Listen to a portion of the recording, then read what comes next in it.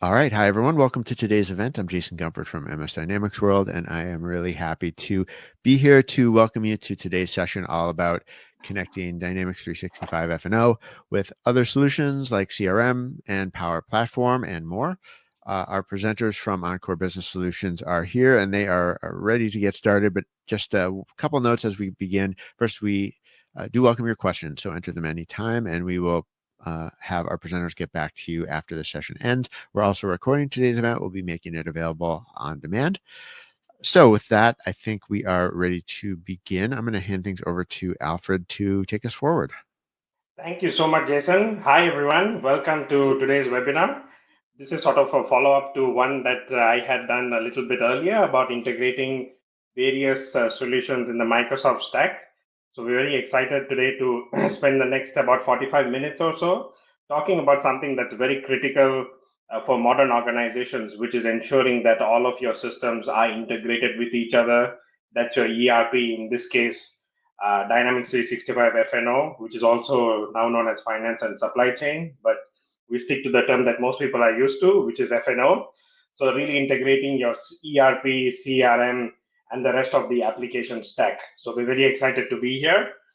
By way of introduction, my name is Alfred Selvaraja, and I sit on the sales team here at Encore as an enterprise account executive. And I have brought some of my wonderful colleagues with me today as well. So I will let them introduce themselves. Lincoln, why don't you go next? And then Mike can do his introduction as well.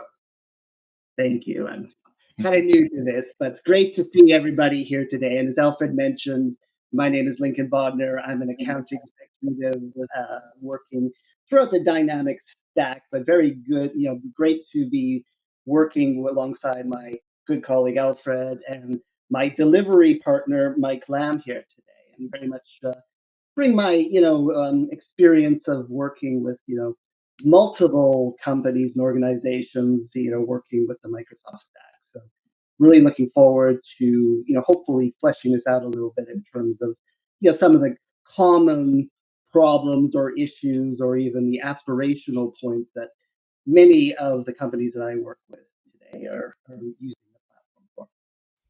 So over to you, Mike. All right, I'm Mike Lamb, practice lead of the D365 Business Applications team here at Encore Business Solutions. And with that, under the business applications, we're a little bit unique out there. We have finance, supply chain, and also the customer engagement delivery team. We're all combined and integrated since those applications all work very well with each other now. So that's kind of a unique item for us here at Encore with their finance, supply chain, and sales, customer service, field service, project operations, all those applications and the consulting team development all integrated together in one group here. I've been doing this for over, 10 plus years in the AX 2012. That's why I don't have any hair days to now finance supply chain, which it's starting to grow back, I would like to think. In various industries in manufacturing, warehouse, distribution, and professional services. Of those areas and enterprise, mid to enterprise space on delivering those solutions there. So with that, one of our values at Encore is fun. So I'm going to torture Alfred and Lincoln for a minute. What did the house turn into on the night of the full moon? Please tell us, Mike. What is it? A warehouse. Good one. Good one. You said you had two jokes, Mike. I have one more. You reminded me. Thank you for reminding me, Lincoln. Why did the supply chain manager wake up in the middle of the night with a cold sweat? Why did you wake up with a cold sweat, Mike? He was having a logistical nightmare. Very good. Very good. Keep on that, Mike. You'll get better. I'll have to keep my day job. That's for sure. Wonderful. Well, I appreciate Lincoln and Mike's introductions. A little bit about the agenda today. Here's what we'll be covering today. We'll start by really grounding ourselves in the real world, right? Mike, Lincoln, and I talk to customers every day, and we sort of want to share some insights, some challenges that we're hearing from the market when things are not integrated. What are some of the negative impacts that you'll incur as a business, and talk through some of those challenges. We also want to highlight some of the very key, more practical use cases, not the theoretical part, but actual use cases we are helping customers with in solving some of the challenges that we will talk about. We'll also highlight the benefits of those.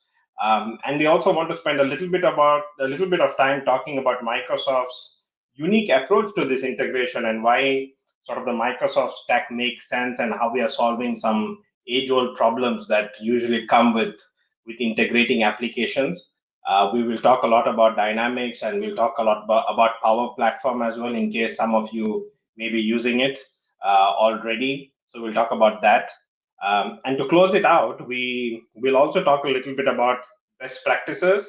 The integrated solution is not the answer to all of your problems, right? There are a lot of things around training and change management, best practices around data governance. And I know Mike's team is doing this on a day-to-day basis, helping customers integrate the systems. And there are always some pitfalls and watch out kind of scenarios. So we'll be happy to take you through some of those as well. So that's a little bit about the agenda we have today for you. And I thought we'll get right into it. So we've sort of heard from the market around various challenges, what happens when systems are not integrated with each other, right? And I sort of tried to put this in a few different buckets. We have manual data entry and duplicates, which really talks about the whole productivity problem. You enter data in one system, but it doesn't flow into another. So we have a number of different challenges there. And we also have siloed data and poor visibility. So when data does exist in different systems, what is the impact when one functional department cannot see what the other department is doing, right? So we'll go a little bit deeper into this. I know Lincoln and Mike have some examples here, but I'll get started off.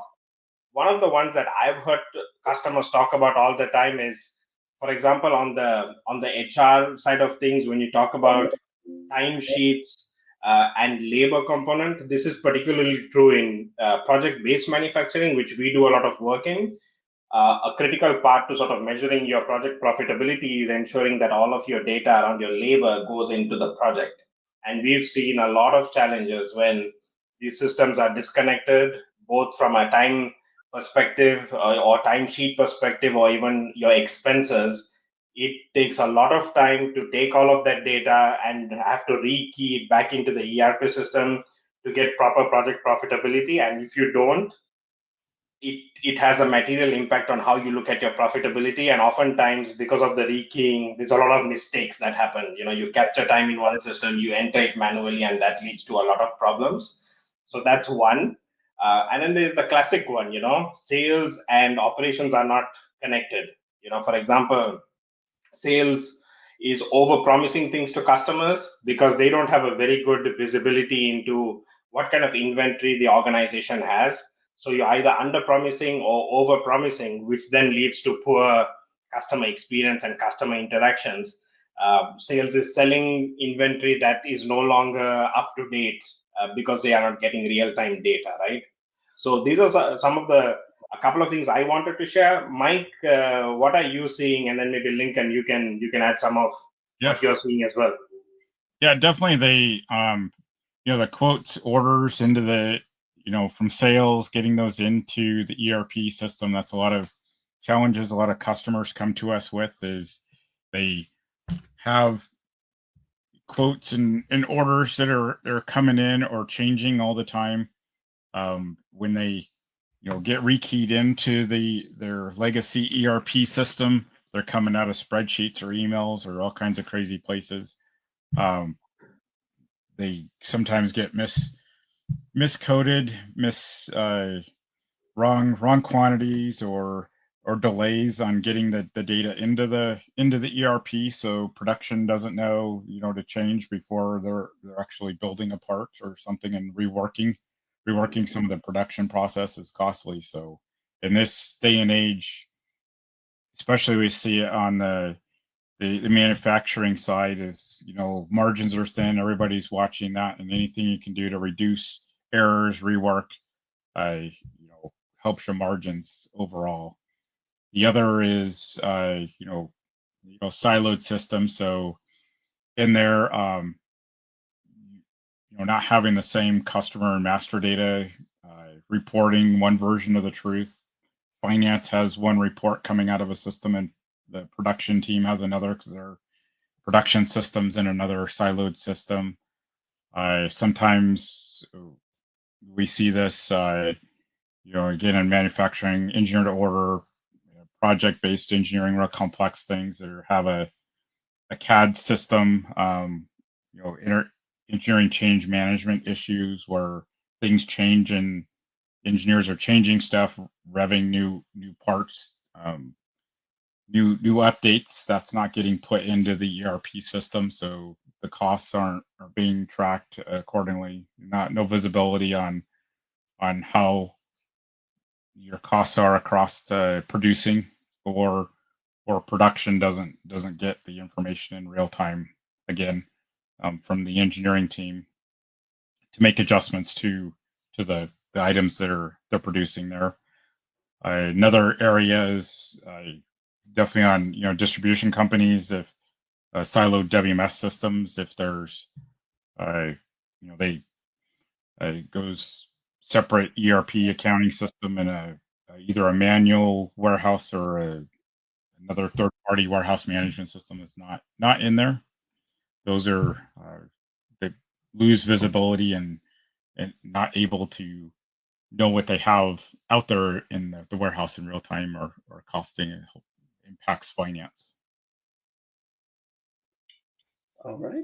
And if I can add on to that, Alfred, I would say of probably the top 10 major issues that come to people like Alfred and myself in terms of issues that organizations are dealing with, this is probably right up there near the top. I won't say maybe not number one, but in terms of how does an organization, especially a large, often multi-company, multinational, multi-linguistic, how do you function beyond your specific silo? If you're in accounting, how do you deal with operations and so forth and so forth? So this is huge in terms of building, especially in an ever increasing virtual world where you may never see the people you work with.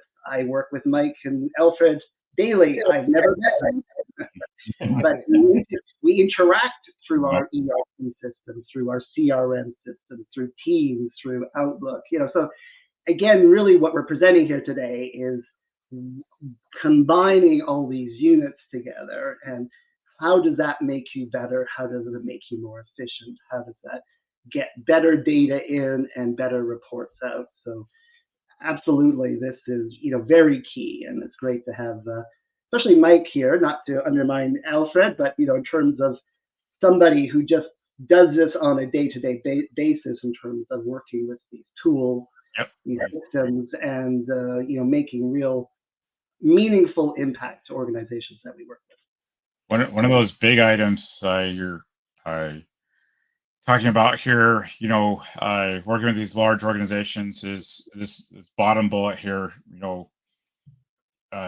Not ability to change, but even scale. A lot of customers, they're at a point of, if they do get more business, again, it's margins and all those things. It typically means if they have siloed system and redundant processes, and employees are working very inefficiently across the board, and even remotely this day, it's more compounded even across geographies, multiple plants and facilities and all that, is being able to streamline and automate into one solution in order to scale. So with the same amount of employees you have, being able to take on more work, not have an impact again to your profit, your margins as you grow. 'Cause that's what a lot of folks are seeing, is the obviously everybody wants to grow, but there's that fear of like, what happens if we do land that next other sales always wants to sell the next big sale, but the employees on the manufacturing floor and the warehouse in accounting and operations, they're purchasing, AR, they're all like fearing that next big deal that the sales does bring in because they don't have the systems to support it, and they're gonna have to hire like 200 more people to take advantage of it. So it's Yeah, a big point right now.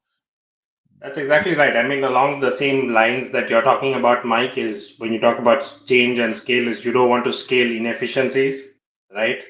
We've seen this in multiple instances where organizations are either looking to diversify product lines, they want to go e-commerce, or they want to add additional entities.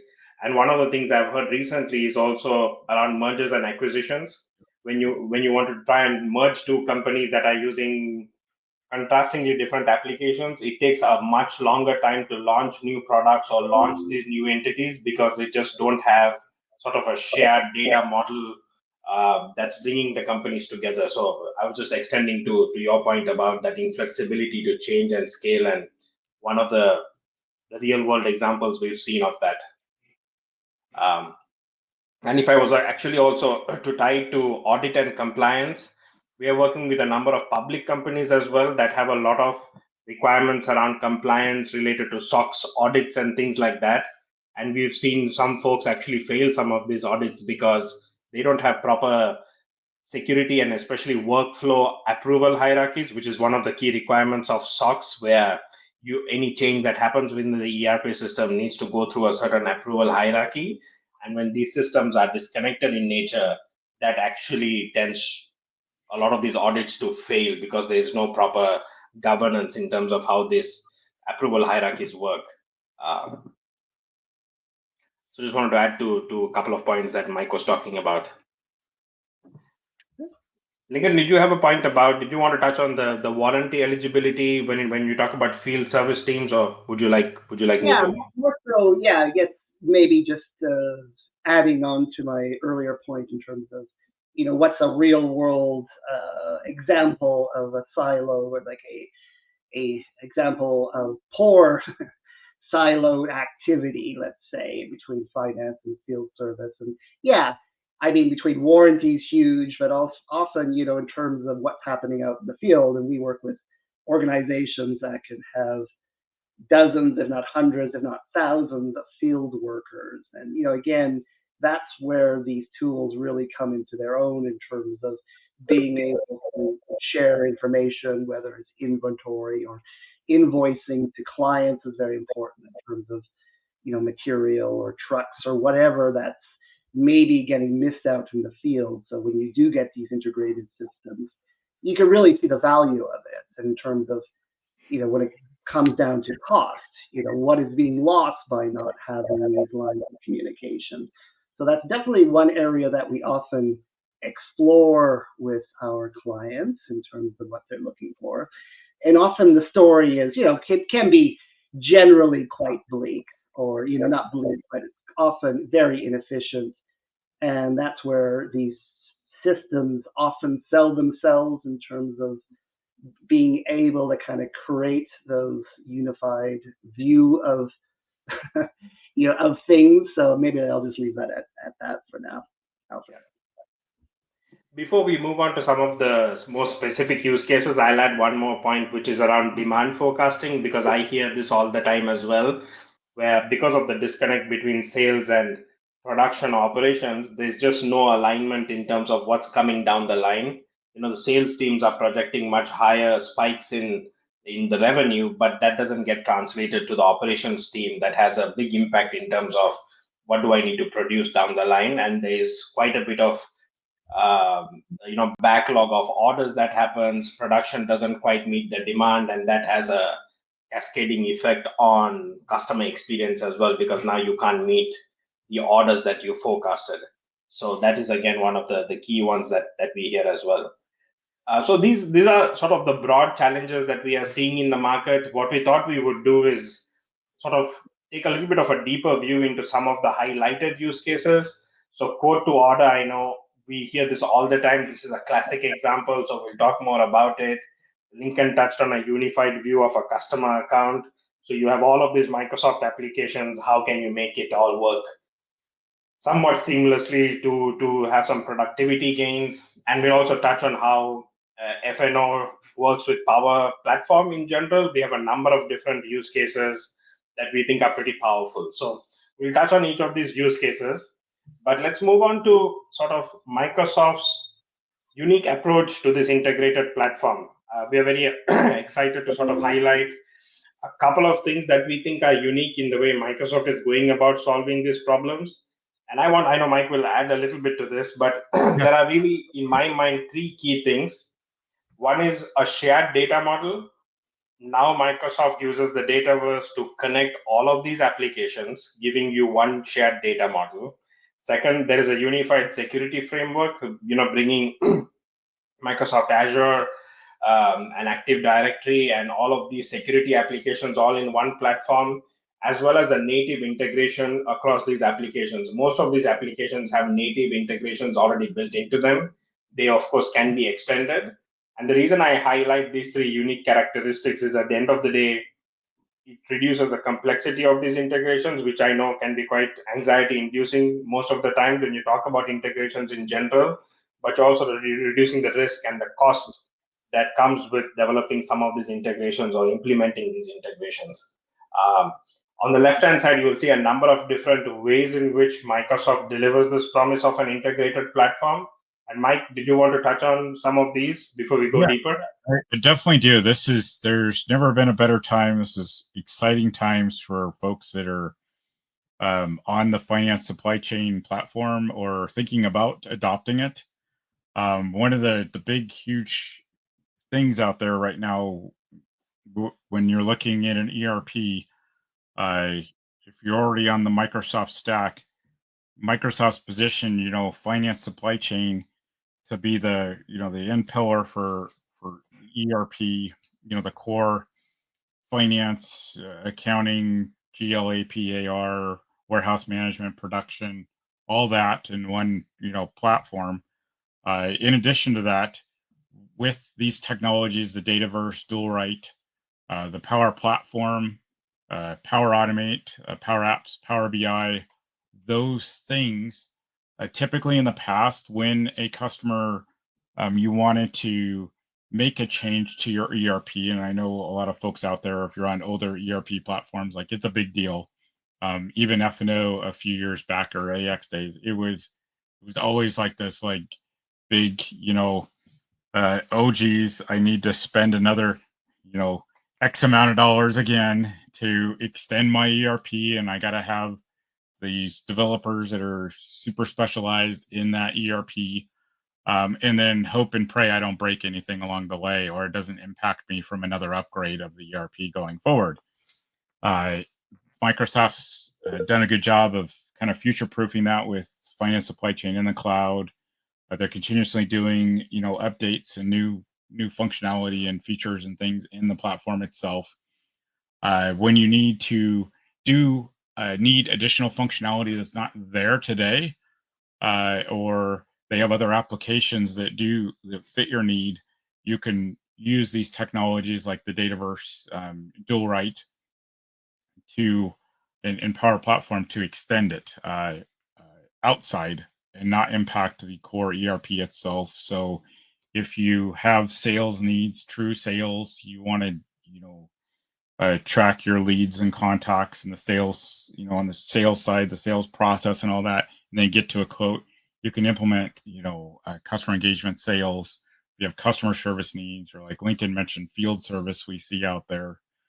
You can integrate that pretty seamlessly with the Dual Write technology. If you have, I call it kind of a niche need, some scenarios out there where you have a unique quoting application or a very unique specific field service, few needs, but you don't need the full application. You can leverage the Power Platform to develop external functionality really easily, and it'll integrate with finance supply chain fairly seamlessly going forward with Power Automate and the Dual Write technologies going forward. So it's a very nice time right now out there. Yeah. Mike, you touch on a very important point, which is the age-old problem of over customizing ERPs to the extent that ERPs no longer look like ERPs, right? Like this is the message that customers have always got in the market is how do we address a gap? Let's customize it, right? And then systems used to be on-prem back in the day, and so we no longer talk about upgrades anymore, right? It's always updates Yep. versus upgrades, or it's configuration versus customizing, right?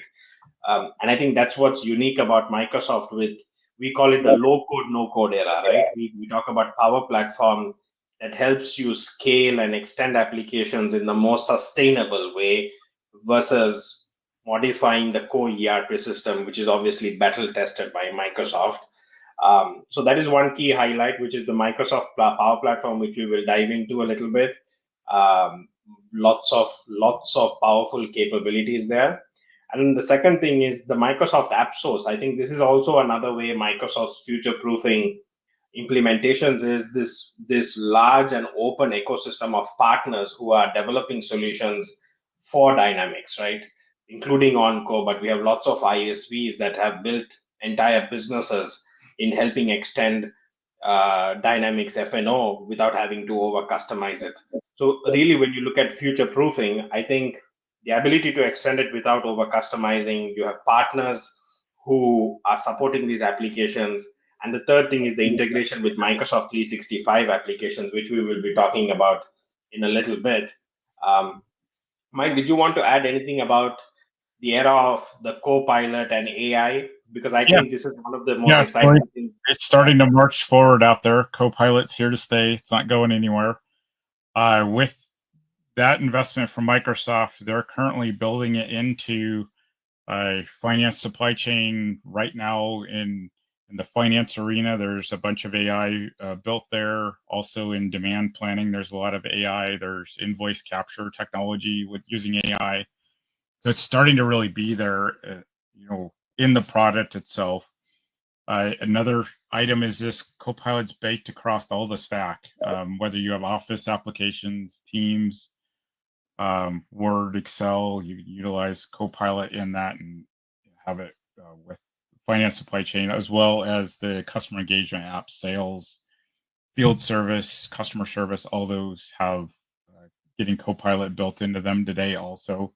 In addition to that, you'll see Copilot Studio, and that's super, super exciting because already Microsoft's already put hooks into finance supply chain, so you could start building your own Copilot functionality in finance and supply chain right here. They have what they kind of call a sidecar approach, where you can have your chat on the side of your F&O environment, and you can start doing things like building training applications, helping end users if they want to navigate to a different place they don't know how, or look up functionality, or getting to be the next iteration out there is agents. Copilot agents is the next big thing, and that's going to really open the door.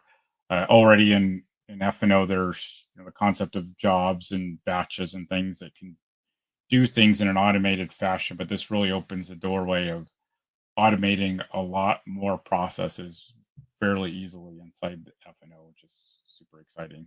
The other item I wanted to call out here on this slide before we leave it is security. With this, you have your finance supply chain, your Microsoft investment, security across the board. So as you go to Copilot Studio, it's going to follow all the security that's already built into F&O. You use any of the customer engagement apps, the Active Directory security is pervasive all throughout the Microsoft stack. So that's comforting to know. You build a Power App application, you're protected there also. So the same security models in place across everywhere. So it makes it nice for the IT folks to sleep at night. Perfect. We just wanted to highlight a couple of unique characteristics of how Microsoft's going about integrating these applications, and we think it's quite exciting.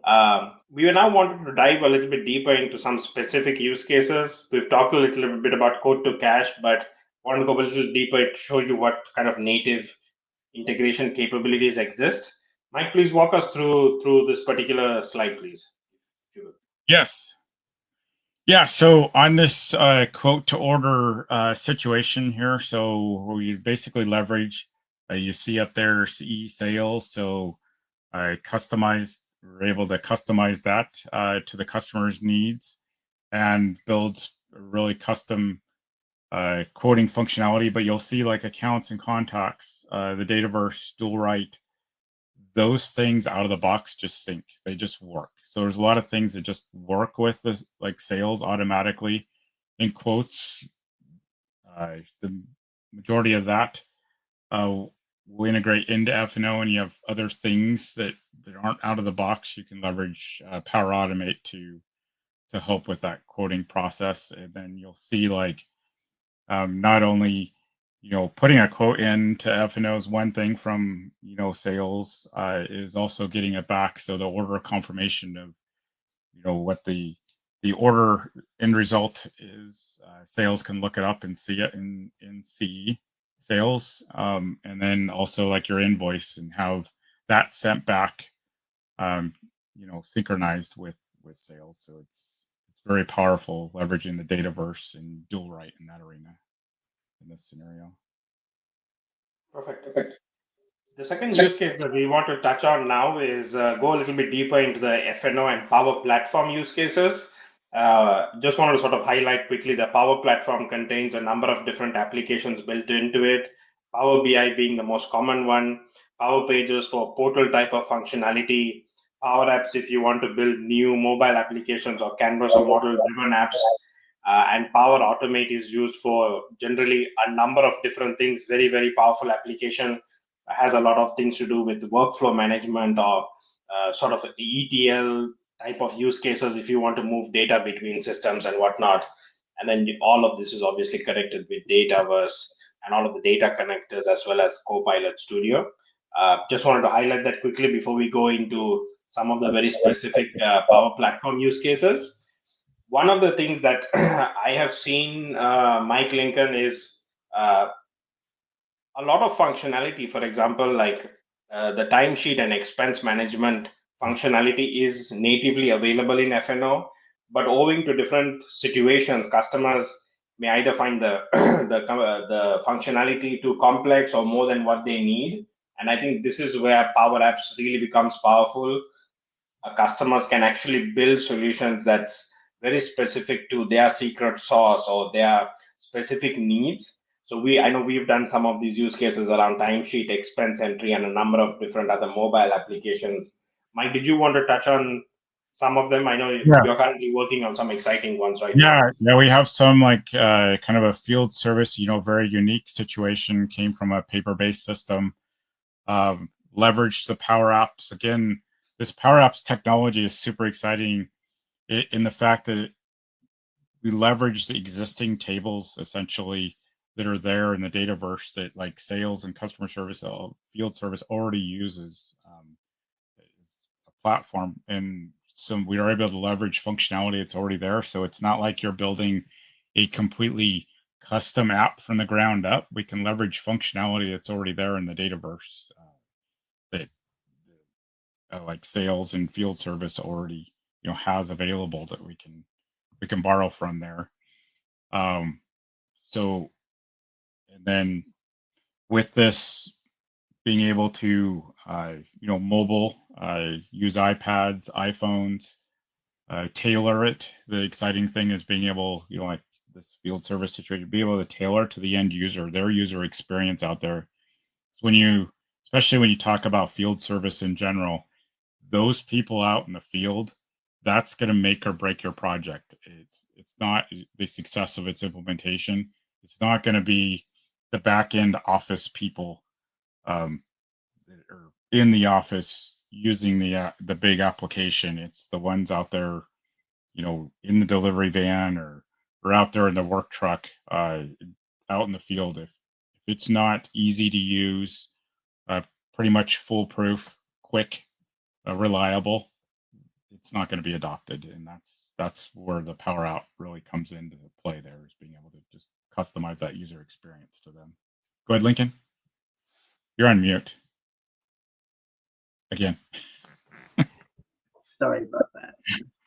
one day I'll learn, Mike. But anyway, I was going to say there's a real cost savings element to this as well, and depending on the numbers, because sometimes once you get beyond the development cost, and as Mike is saying, it's getting less and less in terms of its kind of plug and play ability.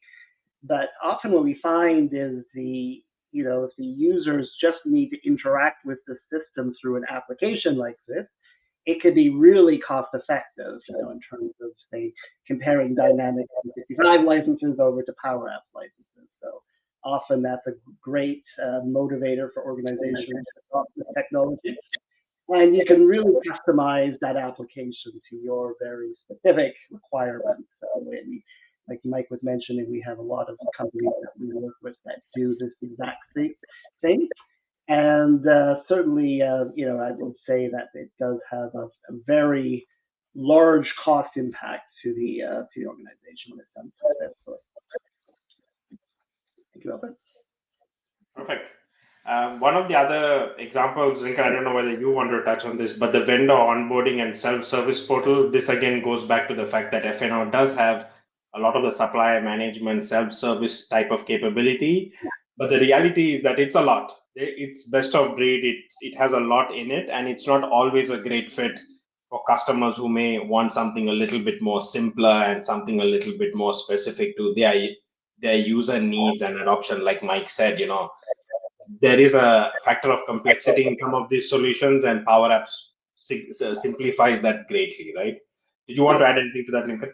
Yeah, absolutely. In terms of how companies effectively leverage the system, and often they're able to use these tools like Power Pages to connect with their client base, with their supplier base, and sometimes we work with organizations that have a very small employee base that can leverage, to tens, hundreds to thousands to hundreds of thousands of members, of clients. So I would just say these tools, if you're not using them, when they're done effectively, you can really leverage, especially in smaller organizations that can really impact, especially if your customer base is, multinational, if your supplier base is all over the world, it's a really effective tool to kind of, bring that supply chain directly in your client base, your customer base, your membership base into your system, and where you can collect that information. And that's where the real gold in these systems is, that data that you're collecting through all those often, thousands, tens of thousands of clients, members, suppliers you're interacting with. We could probably, this probably deserves another couple of hours on its own. Yeah. There are so many use cases. But we thought we'd highlight the ones that we are most familiar with or that we are helping customers with. So in the interest of time, let's keep going. One of the really powerful things is what Microsoft has done in integrating the Microsoft 365 stack together to help with productivity. Lincoln, I don't want to steal any of your thunder. If you want to talk about how Microsoft's integrating Outlook, Teams, and what have you. Yeah, and again, I'll maybe start this off from a very untechnical point, and I'll pass it over to Mike and Alfred to kind of layer complexity into it. But again, often organizations we work with, obviously if you're on F&O already, you're quite, you absolutely already have all these tools. But again, often they're not necessarily well integrated with your F&O, with your CRM systems. So absolutely, and I see this in our organization with, say, something like the use of Teams, which has been, in my 8.5 years at Encore, it's been really interesting to see the evolution of a product that we didn't have, say, 5-6 years ago, and its early introduction in terms of a platform for both. At first it was just meant mostly through telephony for internal groups, but as it's grown, it's become almost indispensable in terms of how we run our projects, both internally and externally. and how we as an organization, there's about 150 of us, how we just utilize this platform. And, as a result, that information is getting fed into our F&O environment, into our CRM environment. And it's just, so vital for what we do. And again, if you take that a step further, with Outlook, with Excel, again, these are all built into your system. And often we find that Outlook, often we find that these are not necessarily utilized to their importance. So that's often a good, touch base with Encore in terms of some of the work we do is really getting out of the core ERP and how do we really utilize this whole platform that you already own and use, and how do you better integrate it to each other. So hopefully that works out good. Yeah. And now with the latest Microsoft 365 Copilot, which is now part of Microsoft 365, Microsoft's releasing a number of agents specifically for finance. This again deserves a separate session, but there are a number of different agents that Microsoft's releasing that we can go into a little bit. But at the end of the day, this is all tied to security, as Mike mentioned. So we'll take you through some of them. In the interest of time, there are a couple of use cases that are super interesting when it comes to accelerated collections. You can now get all customer emails right within Outlook, connected with D365 Finance and Supply Chain. And this will summarize all of your customer interactions, get all of your invoicing data, and help you summarize emails back to customers. So all the back and forth typically between trying to find information from your email and your ERP system, now you can do it right within Outlook. So a number of use cases there. In the interest of time, Mike kind of touched on demand planning as well. Mike, did you want to go through this a little bit? There is some interesting AI use cases. Yes. What we talked about connecting demand planning. One of the exciting parts in finance supply chain is this Copilot within demand planning, and that's super useful, and I think it's going to level the playing field for implementing demand planning going forward.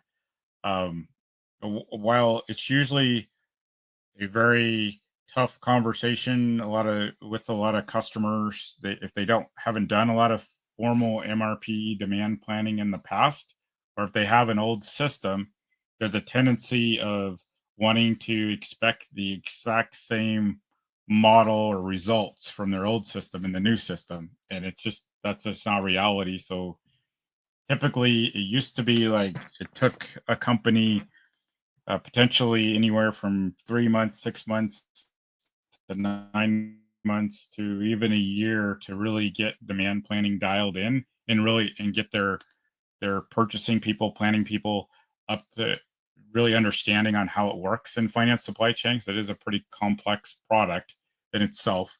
Now with Copilot, it's doing a lot of the legwork for you. Immediately out of the box without having to go through and really figure out all the knobs and switches, if you will, underneath the hood. It's already coming up with suggestions, things that you might not have thought about. You can interact with it. Why, eliminating a lot of the time of like, why did it make this demand? Tell me I should order 1,000 of these when I've never done that before. That's really bizarre. And just a few months ago, you'd have to go back and look in the system and spend hours and hours to figure out where that came from. Now you could ask Copilot why it created that demand, and it'll show you the detail behind it, as well as other insights you might not have even thought of. So it's really nice stuff with the world of AI and Copilot there with demand planning. As extension to that, there are a number of other finance-related agents that Microsoft has released a few months ago as well. One is the account reconciliation agent when you're doing your closes and you want to reconcile your ledgers. Lots of very interesting functionality there. We won't go into a lot of detail on this, but we'll share some of this material. One of the other interesting agents is a supplier communications agent, which is changing the game in terms of how you engage with your suppliers, whenever there are disruptions related to your purchase orders, communication comes through email where your supplier is communicating when they can deliver a certain item. And that typically is a manual process to get that data into your ERP system. Now you have an agent that's compiling all of that information from your email and automatically putting it into your ERP. So again, there will be additional resources that I will share around these agents, but they're all very exciting time, and the same for time and expense as well. There is now, in combination with OCR and AI capabilities, you can submit all of your expense receipts, but also capture time. And very interestingly, you can do a lot of these things within Microsoft Teams, which is being continuously kind of your single window to your systems. So we've gone through a number of different use cases, and at the end of the day, we sort of put it into a few different buckets. At the end of the day, you're trying to improve your experience with your customers, right? You're trying not to overpromise. You're trying to make sure customers are satisfied. So we've touched on a lot of use cases that sort of drive this benefit. We've talked about improving financial management, the lead to cash flows. We talked a little bit about month-end closes. So there are a number of different use cases that will drive some of these benefits. And at the end of the day, your operations efficiency, you want to reduce stockouts, you want to reduce your order cancellations, you want to tie your forecasting with your CRM and your ERP in a way that sort of does not lead to backlogs and stock out with your customers. So in the interest of time, we wanted to leave you with some best practices and move on to that. Integrating some of these systems requires some level of technical expertise, and there are pitfalls and watch out kind of scenarios that you should be aware about. Mike, you work with customers on a daily basis. Right. Why don't you take us through some of the Yeah. things you've been seeing? So I'll kind of switch things up here. Change management's kind of stuck in the middle of this. More and more, that's becoming a huge thing. Anybody who's thinking about implementing finance supply chain or adding on to it, and, big net pieces of functionality or integrating another piece to it. One of the items you really need to sit down and internally think about is that your change management strategy around these things are very disruptive to employees, their work cycle. Everybody's impacted from senior management all the way down.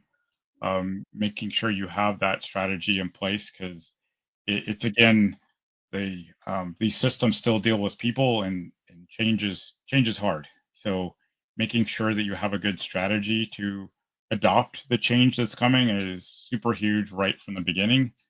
Instead of, more times than not, we're doing change management on the fly, which is very painful. It can cause delays in getting a good product out the door. The other is obviously the big one. Our thing is leveraging out of the box. Integrations, avoiding customizations, configuration. So I like to say I have a big circle with a slash through it. So it's like no customizations, no custom integrations. Let's leverage what's there out of the box.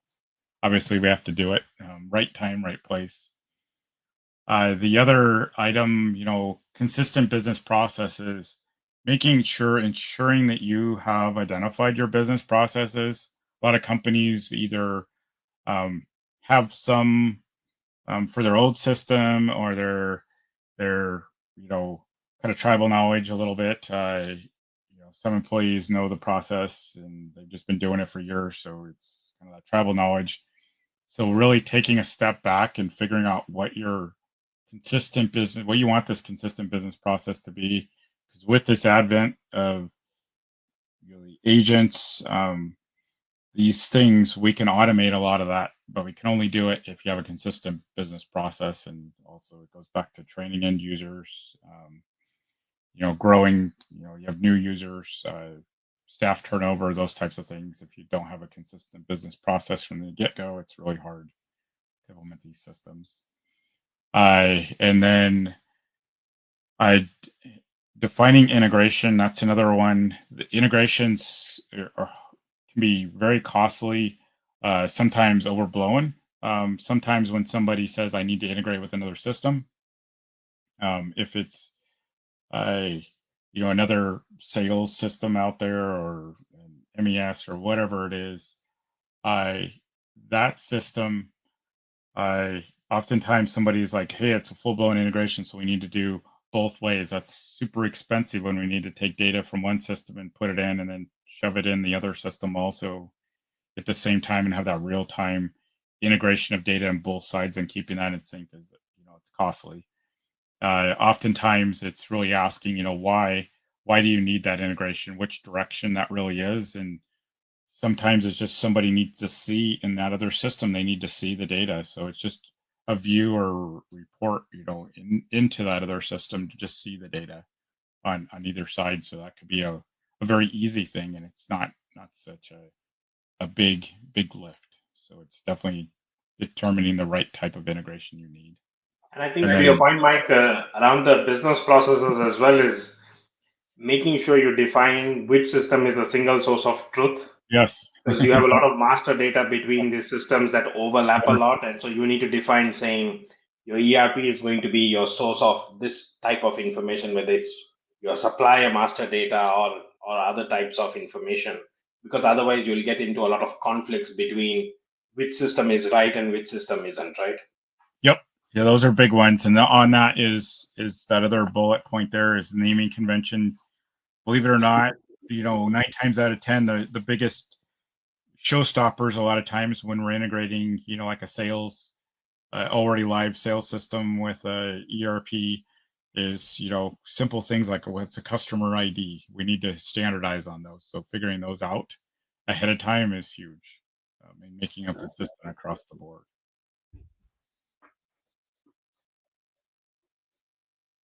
Indeed. And then the other thing that I wanted to sort of, as a last point, and Lincoln, feel free to add on this, is system performance.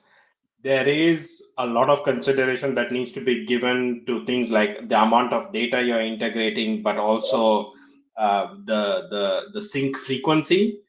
I know everyone wants real time data, but it does come at certain times at a cost. So you need to look at either real time if you really need it, or certain intervals so that you can optimize performance without overloading systems as well. Um, and that's often taken for granted, but that does tend to be a real issue at times. Um, we've come sort of to the end of the webinar here. We wanted to leave you off with some best practices. Mike, Lincoln, anything as we part here, anything you wanted to add before I sort of close out with a little bit about Encore as well? The security, that's spot on. The other item is that testing stage environments is having the rigor around, if we're doing custom development or updates, having formal process around managing, getting code and updates in and thoroughly tested, from a dev or testing staging to production. Having that a very formal process is super huge with these systems because they are, enterprise level, very complex over time. So definitely having that rigor in place is huge. Indeed. All right. So I did compile a couple of additional resources for you related to some of the agents that we couldn't go very deep into, but lots of videos and materials that are available that you can access at your free time.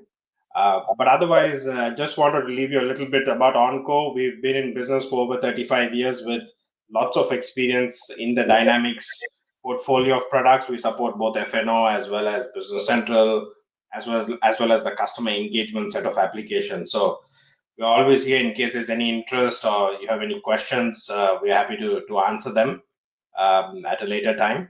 But otherwise, we thank you so much for joining this webinar today. I hope you found the information helpful and the insights we've shared.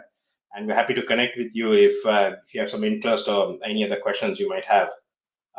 Lincoln, Mike, any additional final thoughts as we end the webinar here? No, it's been great meeting with everybody here today. It was great to have Mike on the call here today, as well as you, Alfred. But in terms of the person who does as the practice lead for both our CRM and our F&O divisions, he's the one who would be leading the charge. So it's great to have Mike's insight here, as well as Alfred's understanding of the client base that we work with today. Yeah, thank you, Alfred and Lincoln, for being here too, and thank you everybody for taking the time to watch this, and definitely reach out to us if we can help you on your journey on finance and supply chain. All right. Great job, everyone. And with that, we will conclude today's event. Have a great day, everybody. Great, thank you.